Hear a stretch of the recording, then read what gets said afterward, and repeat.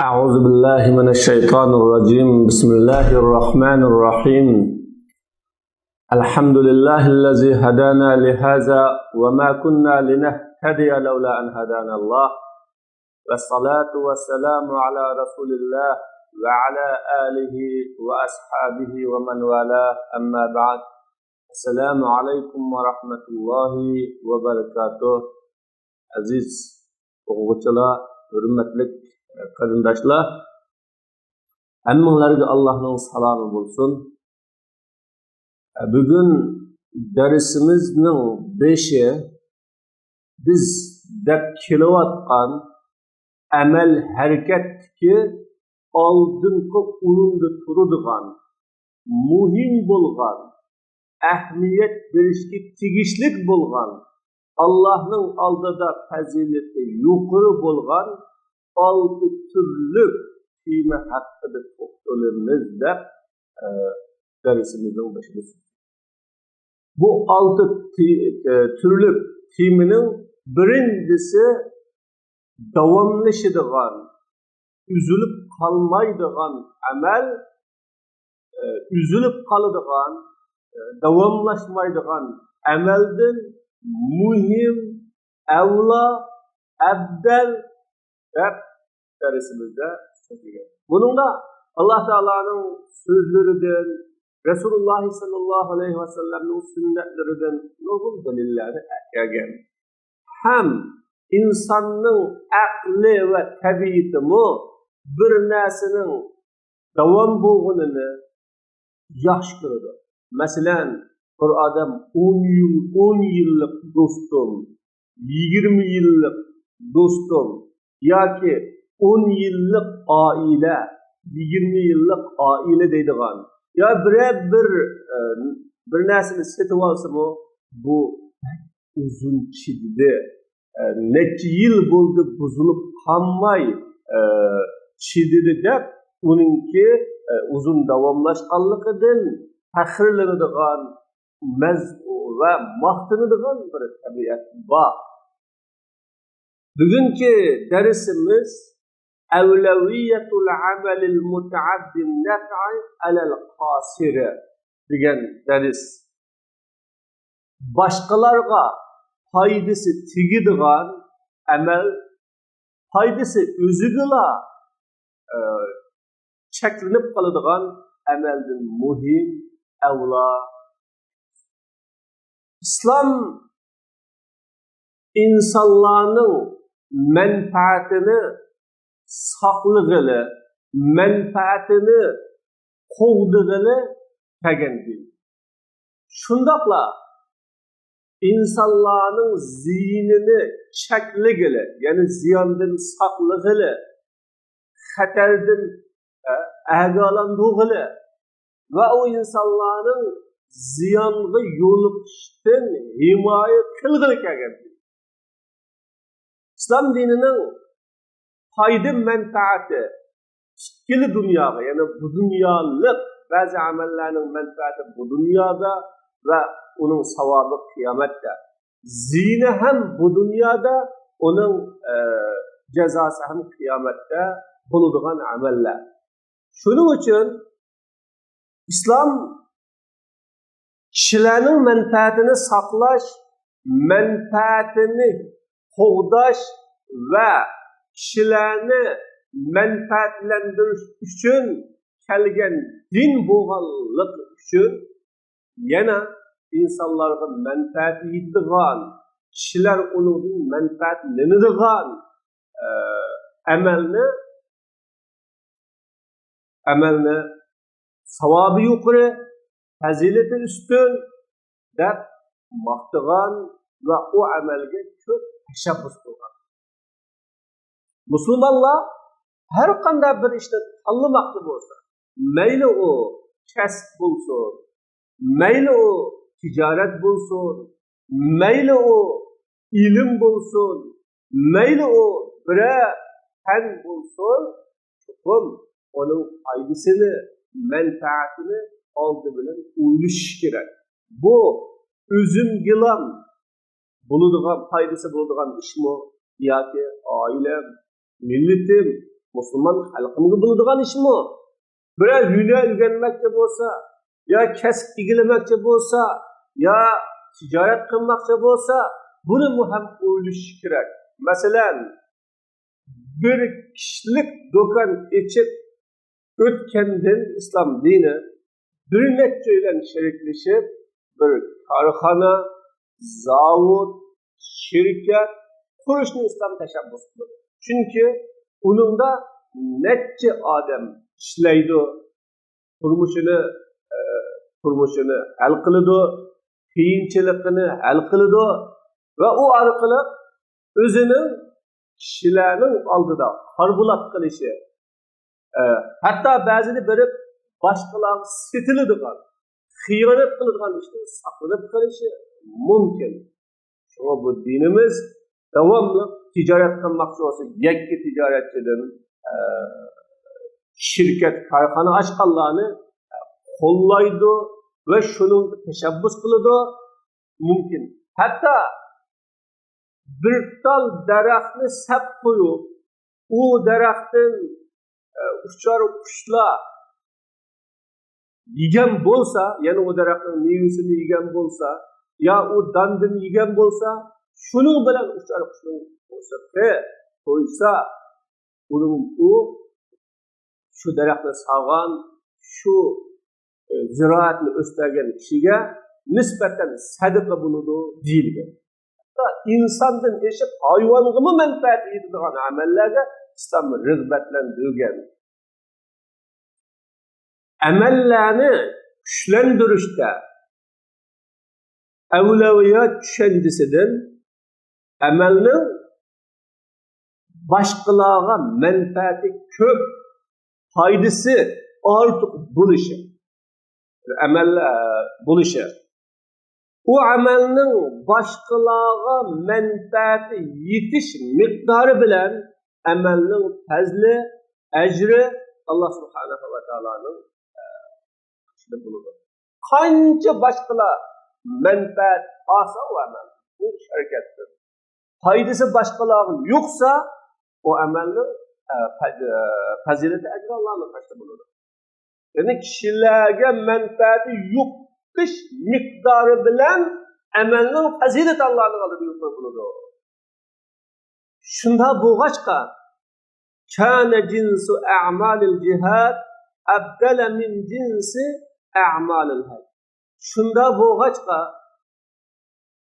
jihad amallarining jinsi, mayli o jihad farz ayn bo'lsin, mayli o jihad farz kifoya bo'lsin, mayli o jihad nafla jihad bo'lsin, bu jihad amali haj amallarining jinsidir. Yani mayli o farz bo'lgan haj bo'lsin, mayli o nafl qilgan haj bo'lsin, mayli o umra haj bo'lsin, bundan afzalroq. Sebebi nima uchun? Chunki naf'al hajji li sahibihi. Hajning manfaati egisiga, qilguvchiga. Jihadning manfaati ummatga. Ummatga bo'ladi uning manfaati. Haj qilguvchi kishi haj qilsa, o o'zining gadinidagi Allah Teala'nın teklifatını sağ kılgan buludur. Ve o Allah'ın aldıda şahsen bir fərzni ada kılganlık bilen derecesi üstün buludur, mertebesi yukarı buludur. Ve özüge buludur. Ama cihad kılsa birinciden mezlum zalimnin kolunun kutludur. İkinciden zulüm ziminde tügep onun oğluna adalet yürütülüdür. Üçüncüden cihad arkalı adil kanunlu en doğru kıymet araçlı dünyaya tikligini bulur. Demek hiç kim özü için kılmaydı cihad. Onun kılıdığını mezlumlarını kurtulduruş, yani ör kılıç, adil bir tüzümle İslam'dan ibaret zeminde o'rnatish bo'lganligi uchun Cihad bilen hacni mayli ikkilisi farz bo'lsin, mayli ikkilisi nafl bo'lsin, hajdan cihadning fazilati yo'q. Unda bo'lganda haj uchun qilinadigan, sarf etiladigan iqtisodni jihad uchun sarf etgan bo'lsa, hojidin birini haramga opirib haj qildigandan, mujohidin birini tayyorlab qo'ygan bo'lsa, hojidin birini yo'llarini minib ravonlashtirgandan, birdal mujohidni hozirlagan bo'lsa, buning savobi yuqori, fazilati katta, manfaati ko'p. Mana bu haqda Allah subhanahu wa ta'alaning "Ej'altum siqayatal hajji wa imaratal masjidil harami kaman amana billahi wal yawmil akhir wa jahada fi sabilillah la yastawuna 'indallohi wallahu la yahdil qawmaz zalimin" dedi. Sizlar haj qilguvchi kishilarni, ya'ni hojilarni sug'urish, masjidil haromni gullantirish, imorat qilishni Allohga ishongan, oxirat kunisiga ishongan, Allah yo'lida jihad qilganga o'xshash tang qilamsizlar. Ular Allohning oldida tang emas. Alloh taolo zolim qavmlarni to'g'ri yo'lga boshlamaydi. Birinchi, amallarning farqini tunumasdan, amallarning afzal va afzal emasligini bilmasdan amallarni almashtirayotgancha ham zolim. İman etgan, hicret kılgan, Allah yolunda malları, canları bilen cihat kılgan kişiler Allah'ın aldığı derecesi kattıraqtır. Şula məqsədi yitidir. Dünyada mı yitidir? Ya hür buludu. Dünyada mı yitidir? Özünün akidesi, kımmet karışını âli kılıdı. Zimini de igi buludu. Ya ki dünyada kişilerinin ölçümüde məğlub boğandır. Ama haqqning ölçümüde, adaletning ölçümüde, to'g'rining ölçümüde yana o şereflik ketiş bilen özünün kıldıgan maqsadiga. Allah yolda cihad qilish bo'lsa, Allah Taolaning nazarida ibodatga o'zini atganlikdan netcan hassa afzal va ajr katta. Mesela bir kişi Mescid-ül Haram'ның yoki Mescid-i Nebeviy'nin içinde oturup Kur'an tilavet kılırken, ders dinleyirken, o yerde oturup zikr tesbih aytırken, özünü ibadet kılam ataptı ve begişti. Ben hem de bunun için şu ibadetle şugullanamam dep duruyordu. Bu kişinin Allah yolunda cihad kılan kişinin ecri. Çünkü yukarıdaki kişinin menfaati yani özü kılan buludu. Takvalıkı özü Allah'dan özü oturuştu buludu. Mücahidinin takvalıkı özü bilen Allah'ın aldığı buluştuğu sırt nurgulluğun kalplerini Allah'a bağlaydı ve Allah'ın üzülgen, Allah'ın yaratlaşkan kalplerini Allah subhanahu ve ta'ala'ga ulumuğanlığı için onunla edibini verir. Ziminle. Onun sebebiyle bayam degende adalet turguzuludu, mezlumlar tutuludu, dünyada hakkının kıymeti, kadri, hakkının onu yukur bulur. Ebu Hureyre radıyallahu anh mundağ dedi, merre raculun min ashabi Resulullah bi şa'bin fihi uyeyne. Resulullah'ın ashablarının bir kişi bir cinizden öttü, o yerde küçük bir bulak, yani küçük bir bulak varken, şirin suyu, şirin tatlı. O bulak o adamın özünü gelip kaldı. Bu sevim, suları tatlı, ibadet kılışta münasip, dünyanın meşgulatlarından adam yirak turalaydıgan bir yerken, bek yaxşı yerken deb o'yladi-da, u kishi bunday dedi. Agar men odamlardan ayrilib, mushu jilg'ida cho'lda turib qolgan bo'lsam ekan, ya'ni ibodat uchun turib qolgan bo'lsam ekan. Ko'nglida shunday o'yladi. Ammo valan aqal hatta astazina Rasululloh. Men unda qilmayman.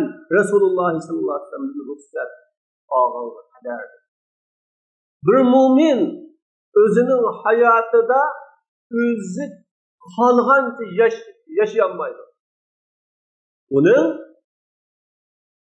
tizginlaydigan, idora qiladigan, hayotida uni qilish va qilmaslikni belgilab turadigan bir rahbari bor, yetakchisi bor.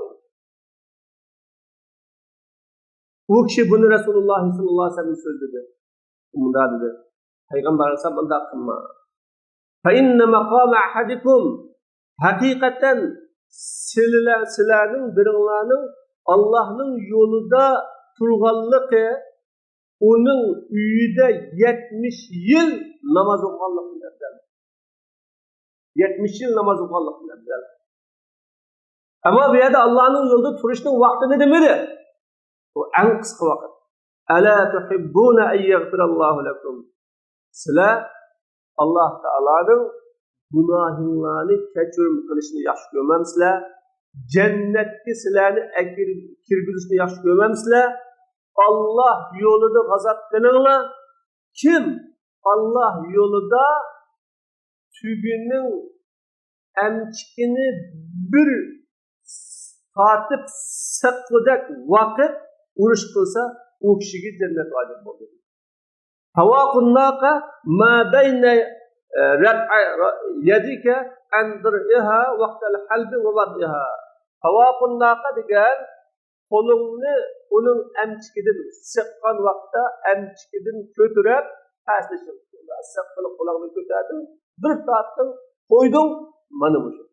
Buningda balkim 10 sekund yoki 20 sekund ketishi mumkin. Shunchalik vaqt Alloh yo'lida urush qilgan jannat vojib bo'ladi.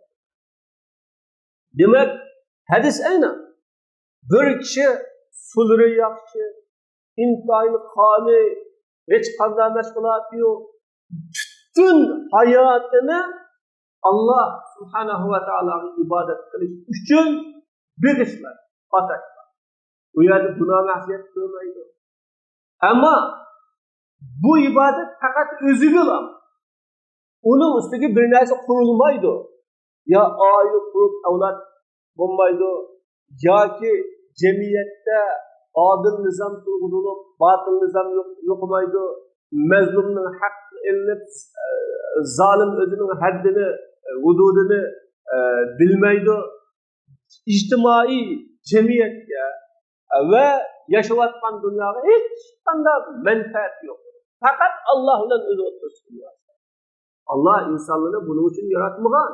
Agar buning uchun yaratgan bo'lsa, Allohga ibodat qilishga malaikani yetarlik edi. Malaikani yetarlik edi. Malaikalar ana shunday ibodat qiladi. Ammo Alloh bu dunyoni, jamiyatni idora qiladigan, uni jamiyatni kontrol qiladigan Allohga vakolatan bir kishilarni dunyoga akaygan Allah.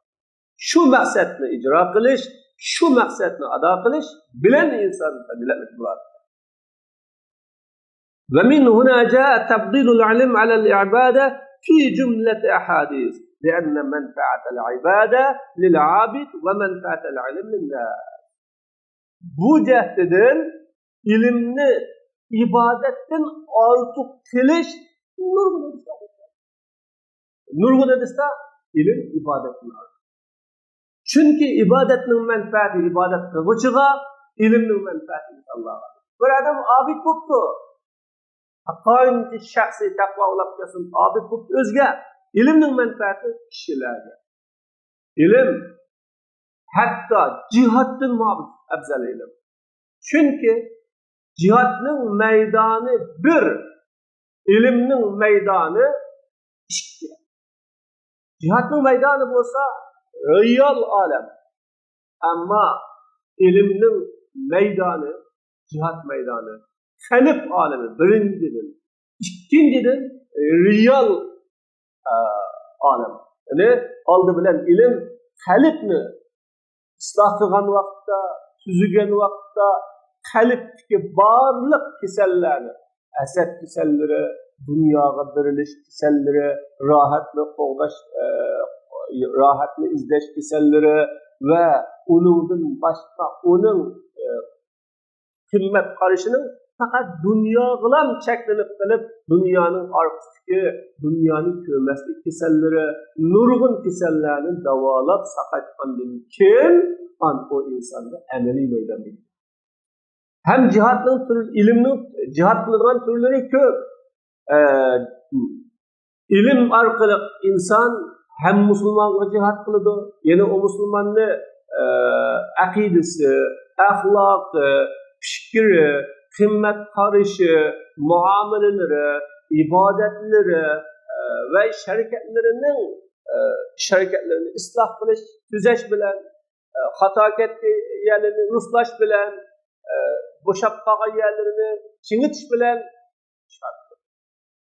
Ammo jihad faqat kuffarlar bilan bo'ladi. Ilm ham kuffarlarga, ham musulmonlarga, hammaga bo'ladi. Shuning uchun olimning fazilati mujohiddan, ilmning fazilati jihoddan. Hatto shu jihodni ham ilm bilan bo'ladi. Bu hadislarning qatoridan fazlul ilm ahabbu ilayya min fazlul ibada. İlimning fazilati menga ibodatning fazilatidan suyumliroqdir dedi. Va khayru dinikumul wara, diningning yaxshi taqvoliqdir. Fadlul alimi alal abid kabazil qamari laylatal badri ala sawairil kawakib. Olimning fazilati ibodat qiluvchidir. Oyning Bedir kechisidagi fazilatiga o'xshaydi. Qolgan Bedir kechisidagi oyning boshqa yulduzlardan ortiq fazilatli bo'lganiga o'xshaydi. Ortiq bo'lganiga o'xshaydi.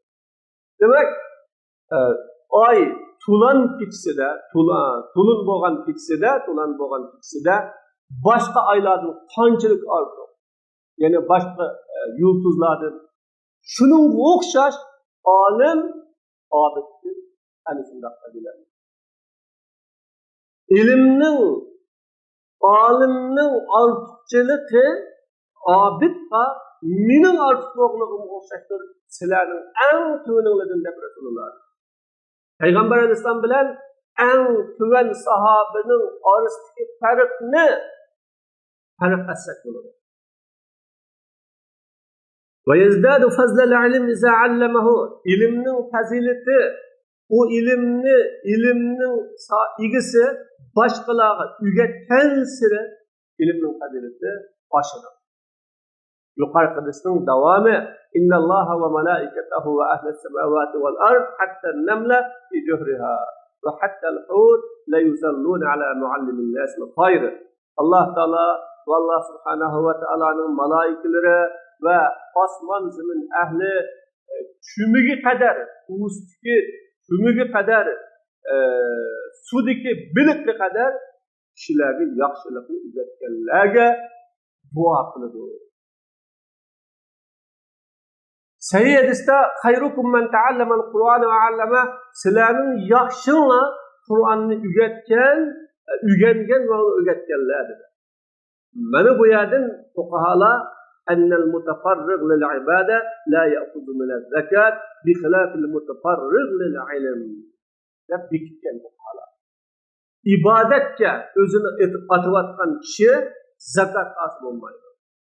İlim gözünü atıvatkan kişi bunun sırtıda. Çünkü İslam'da rahiplik yolunu tutuşuyor. Çünkü ibadet kılgıçının özünü atıganlığı özüge ilim okuyucusunun özünü atıvatkenliki ilim okuş, ilim öğütüşke ümmetinin menfaati. Bunu oluşumuz lazım. Öyle ibadet kılgan kişi kançılık ibadet kılsın, özünü ibadet atak. Ben dünya bilen şugullanmayman, dunyoga ishlamayman, dunyo topmayman, ben özümni ibadetga atıvattım degan bo'lsa, o Allah bilen özünü o'tirishi ish. Ammo menfaati o'ziga, boshqalarga bo'lmaydi. O bunda halda zakat olishga bo'lmaydi. Ve ben ibadet kılıbım deb namurat bo'lib qoldim, qiyinchilikda qoldim deb zakat atib bo'lmaydi.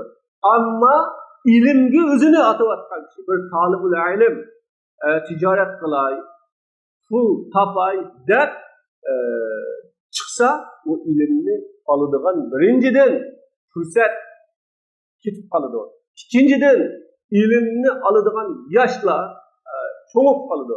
Uchinchidan ilm to'liq va mukammal og'ilib bo'lmaydi. Shuning uchun o'zini ilm elish qilib atavatgan, ya ilm yuritish qilib atavatgan, butun ilmiy soha bilan shug'ullanib, uning vaqti boshqa ishlar qilishga yetmagan olim va talibul ilm zakat oladi. Chunki ummatga manfaat.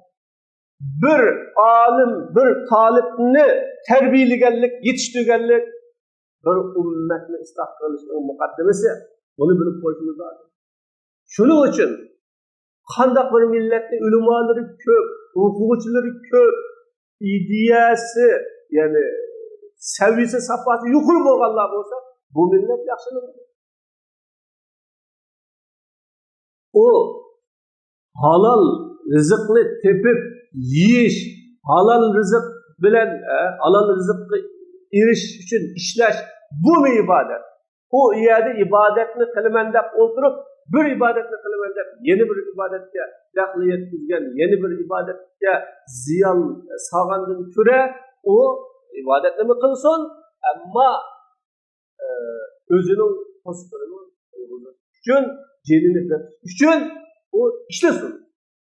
Lekin ilm o'quvchi-chi, o o'qishdan ishlayman desa, ilim bilen şugullangan ummetke ilim tarqıtıvatkan kişiler işleymen dese, ummetin kesile böyle. Fikri kesile, ahlak kesile, muamele kesile, her taraftan çıkıvatkan bu kisel ummetle gırlap, neticede o ummet kirekten çıkıyor. O millet kirekten çıkıyor. O Müslümanlar Allah'ın rahmeti düşüşke, izzetlik yaşaşka, hür buluşka. O Müslümanlar layakatlik bulanmaydı da o vakitte ümmet gayran bulunur. Sonra Peygamber Aleyhisselatü Vesselam'ın bir hadislerinde silahı bütün millet yiyip şivalıdı dedi. Biz az mı oldu benimle? Ya buna. Lekin silah ahlet selinin üstündeki ahlet kokşaş ahlet silahı. Sahabılar en ahırsta Peygamber Aleyhisselam bunun sebebini beyan kılıp Hubbukumul dünya dedi. Sizlerden dünyanın yaxşı görüp işleyenler dedi. Hemmisi rahatki bölünüş, dünyanı közleş. Fakat oldu ki menfaat, ilan çokunuş ve onu konuşacak için kiriş boğanlığı için ne oldu? Onun Allah'ın rahmeti. O Müslüman ulemalar ümmetini cuhul durduruş onun üstüne düşken. Bunun için özünü bekleştiren, bunun için özünü atagan kişi bu zakat atı buludur. Demek bir okuvçini terbiyeleş ümmet kuruluşuna, cemiyet kuruluşuna hulsagan bolsa, bir ibadetkar, takva bir ibadetkarını terbiyeleş, cemiyet kuruluşu için emes bir yaxşı bir kişilik insan terbiyelegen bolsa. Bunun için bu ikisinin arasında ayrılışımız lazım. İlim ve daveti bilen menfaatlengen miktarida onun ecri sevabı buldu. Qanchalik bu kişinin davetini köp adam anladı, ilmini köp adam faydalandı, köp kişiler ilmini o'qigan bo'lsa, onun ecri sevabı shuncha ko'p bo'ladi. Peygamber sallallahu aleyhi ve sellem deydi, "Men da'a ila huda, kim hidoyatga chaqirsa, onun uchun ecridan bo'ldi, onun da ergashgan kishilarning ecri yo'q." Ularning ecrini hech qilmaydi. Abzal amal, mana bu shuningdek abzal amal boshqalarga manfaati eng ko'p bo'lgan amal bo'ladi. Hadisda bu ahabbun nas ila Alloh yanfa'uhum وأحب الأعمال إلى الله عز وجل سرور تدخله على مسلم أو تكشف عنه كربة أو تقضي عنه دين أو تطرد عنه جوع ولا أن أمشي مع أخي المسلم في حاجة أحب إلي من أن أعتكف في المسجد شهرا الذي بين الله. Odamlarning Allohga eng suyumlisi ularning manfaatligi, boshqalarga manfaat yetadiganini, boshqalarga manfaat yetkazadiganini, Allohga amallarning eng suyumlisi uni musulmonga begishlaydigan xursandlik yoki u musulmondan bir qafilikni ko'tarib o'tishingiz, yo musulmonning qarzini uzib qo'yishingiz, yo musulmondan ochlikni chigindirib qo'sqini to'g'izlab qo'yishingiz. Mana bu eng afzal amal. Bir musulmonni xo'sh qilganlik, yo bir och qolgan kishining qo'sqini to'g'izganlik, yo bir qarzdorning qarzini uzganlik, yo bir jafokashning mashaqqatini ko'targanlik, bu eng afzal amal. Ya'ni bu manfaati kimga? Boshqalarga. Men musulmon qarindishim bilan birga u qarindishimning hojatini ado qilganlik manganlikim menga masjidda bir oy itqob qilganligimdan yaxshiroq edi. Demak, o masjidda bir oy itqob qilsa savobi o'ziga, fazilat o'ziga, darajasi o'ziga. Ammo musulmon qarindishining qiyinchiligini hal qilganlik manfaati bir qarindish. Demak, bu ibodat faqat namozda bo'ladigan, Qur'on oldida bo'ladigan, tasbih oldida bo'ladigan emas. Her bir harakat musulmonning ibodat. Her bir ish musulmonning ishi ibodat. Mana bu yerda manfaati qanchalik kishilarga yetsa va kishilar uni bilan manfaatlansa, uning amali va darajasi Allohning oldida katta bo'ladi. هكذا كان كل عمل يتعلق بإصلاح المجتمع ونفعه أفضل من عمل المقصور النفع على سائره. Mana bu shuningdek jamiyatni isloh qilishga, jamiyatga manfaat yetkazishga aloqador bo'ladigan har qanday ish manfaati o'zgalam cheklanadigan ishdan afzal. Bu amallarning afzal bo'lishi oila, jamiyat, jamoat, davlat buni bilan bo'ladi. Allohning oldida darajasi yuqori bo'ladi. Islom yuqori deganda jamiyat, jamoat, davlat, umumiy insonlarga manfaat yetkazgili, ularning manfaatini qo'g'irib kelgan islom bu. Bu haqlarda musulmonlar bu o'lchamni asos qilib ish harakat olib berishi lozim. Balkim bir masjid ko'p yerda bir masjidni bino qilgandan bir musulmon insonni masjidga kiradigan qilib bino qilganlik, madrasa bino qilganlik, maktab bino qilganlik bu afzal bo'lishi mumkin. Bu haqda payg'ambar sallallohu dedi, men sizlarga namoz, ro'za, sadaqaning darajasidan afzalroq bir ish bilan xabar bermayman. Orini isloh qilish. Haqiqatan orining buzilganligi o yaxshi amallarni hammani yo'q qiluvchi. Rivoyat qilinadi, la aqulu tahliqu ash-sha'r. Men demaymanki choshni tushiruvdi demayman, lekin dinni tushiruvdi. Ya'ni ibodatni tushiruvdi. Ibodatni deyman. Demak, musulmonlarning orasining buzilganligi, bir musulmonni dushman tutganligi, bir musulmondan nafratlanganligi, yeni bir musulmonning g'aybatini qilganligi, bir musulmonlar orasida fitna, fasod, o'ch, adovat, tafriqchilik, bo'lanchilik ortliganligining o'zi dan o musulmonni Allohdan yiroqlashtiradigan, o musulmonning amal ibodatlari asta kuzlikdagi daraxtdan g'adan tushganda tushib tugaydigan, ammo musulmondan bak yaxshi ish qildi, bak taqvo bo'lyapman, muttaqi bo'lyapman degan bilan u Allohdan yiroqlashtiradi. Xuddi bugungi kunda jamiyatimizda musulmonlar o'zini eng taqvo muttaqi hisoblaydigan, o'zgalarni bo'lsa xatolik, ozg'unlik, millati islomning sirtida hisoblaydigan, ko'radigan, balkim uning qini, meli, obro'ini halol hisoblaydigan bu darajaga yetdi. Mana bu insonni Allohdan yiroqlashtiradigan ish. Payg'ambar sallallohu alayhi vasallam bir orining buzilganligi halika dedi. Arının buzulganlığı, Müslümanların arasının buzulganlığının özü o Müslümanda din yokluğudur dedi. O Müslümanda ahlak yokluğudur dedi. O Müslümanda günah, ibadetleri tökülüdür dedi. Din yokluğudur dedi. Xuddi ustur kelgan yerda bosh ustur kelgan boshdagi choch qandoq tushiritilgan bo'lsa, orig'i kelgan bo'lgunchilik, orig'i kelgan fitna fasod, orig'i kelgan bu o'ch adovat u musulmonning mana buni bilishimiz lozim. Ammo uning dal aksicha shu fitna fasod, bo'lgunchilik, qalaymaqanchilikni yo'q qilib Arını ıslah qilish, o'zgartirishga erishish va bu amallar eng afzal amal. Bu jahdidan odil imomning qilgan kishining fazilati uningdan boshqasining ibodatiga 10 yil bir odil imom bir tal odil ishni böyle qilgan bo'lsa, boshqani 10 yil ibodat qilgan bo'lsa, chunki bir günde, çünkü adil imam bir günde bazı bir kararları çıkardı. O karar mingan mezlumlarının ya milyongan mezlumlarının intikamını alır. Mingan mezlum ya milyongan mezlumların insaf kılıdı.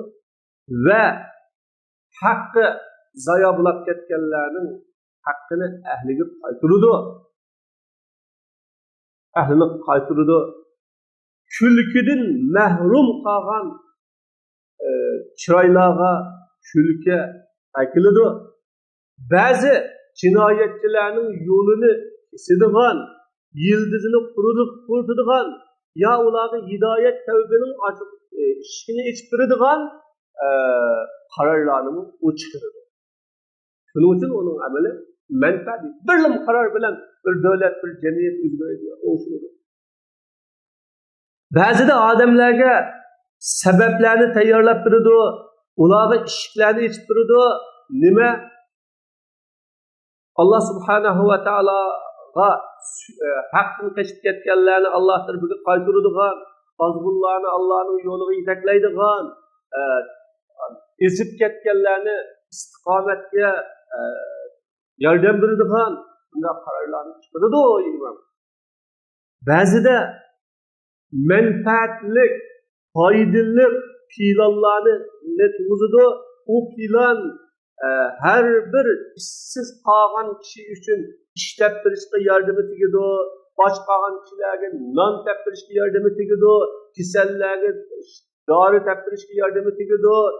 Uydan chiqayotganlarga uy, muhtojlarga kifoya bo'lishga yordam etadigan bunday qarorlar chiqadi. Mana bu nurgulgan salaf ulamalarni bunda deydigan qilgan. Agar bizga ijobat qilinadigan bir duo bo'lgan bo'lsa, cho'qim biz u duoni sultonga ketdik. Jazman Alloh subhanahu va taolo sultonning o'ngshilishi bilan nurg'un kishilarni o'ngshirdi. Demak, mana bu sultonning bir buyrug'i ya bir qarori ya bir chiqargan hukm nurg'un kishilarga manfaatlik bo'lganlik uchun sultonning amali ibodat bo'yicha amal etmoqda. Mana bu jahdidan Imom Tibrani Abdullah ibn Abbas roziyallohu anhu rivoyat qildi. Payg'ambar alayhisalom bunday dedi: Adil imomning bir kunisi 60 yil ibodat qilganlikdan afzal. Abu Hadisning ustodini Al-Mudiri At-Targhib degan kitobda Hasan degan bu kishiga haysimi bu haqda Hasan degan xiloflik qilib zaif deb qo'ygan. Lekin bu hadisni Imom Tirmizining hadisini kuchlantirdi. Abi Said roziyallohu anhu rivoyat qilgan, jazman payg'ambar jazman odamlarning Allohga suyumliroq qiyomat kuni va ularning Allohga turadigan o'rinda so'rinda yaqinroq odil imom. Tirmizi Hasan bu hadisni Hasan deb.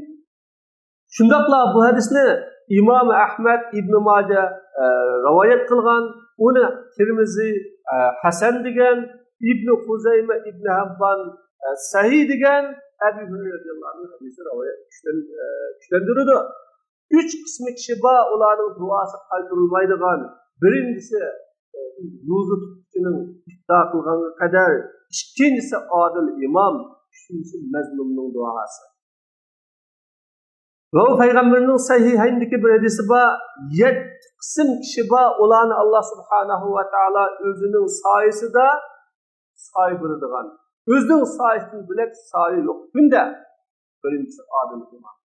Mana bu hadislar hammasi bo'lib chiqadi. Demak, dersimizning natijasi xulosasi manfaati boshqalarga yetadigan amal, manfaati o'ziga chekilib qolgan amaldir.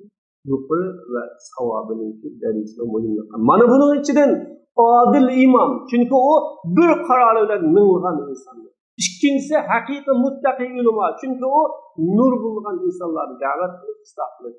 Üçüncüsü bir mucahid, çünkü o milletini to'g'ri yo'lga boshlaydigan, zulmni ko'tarib o'tadigan ishlar bor. Uni aytishdi. Mana shuningga o'xshagan bir tijoratchi faqat bir kishilik do'kon etib jon boqqandan korxona, zavod, shirkat qurishi, ijtimoiylashgan bir ish qilish lozim. Bir inson ilm olmoqchi bo'lsa-mi, olgan ilmi faqat o'ziga bilan bo'lib qolmaslik lozim. O'ziga bilan foydasi, manfaati o'ziga bilan yetadigan. Masalan, bir ilm bor, u ilm bilan u faqat o'zining jinni baqalaydi. Ammo yana bir ilm bor, u kashf qiladigan ilm, muhandislik ilmi, injenerlik ilmi.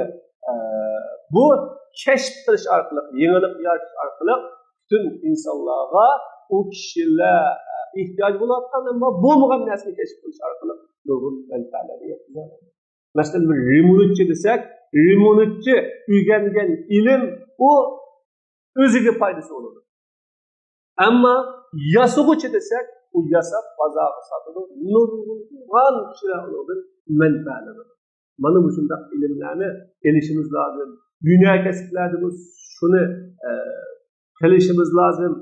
Faqat o'zimizning qo'shiqqa to'ydigan, oilasida boqilib bo'ladigan, o ba'zi tijoratlarda pul topqili bo'lsa-mu, ammo ummatni boqqili bo'lmaydi.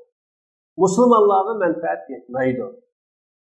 Bunda u yerda tijorat qilib pul topgandan musulmonlarni biqib ko'p pul topolmasangmi, ko'p odamga manfaat yetkazgan, lekin buning savobi yuqori, mertebesi üstü. Müslümanlar bana şunda menfaati Müslümanların yukarıdan amelini kılış lazım. Ve ahlu da'vana elhamdülillahi rabbil alemin.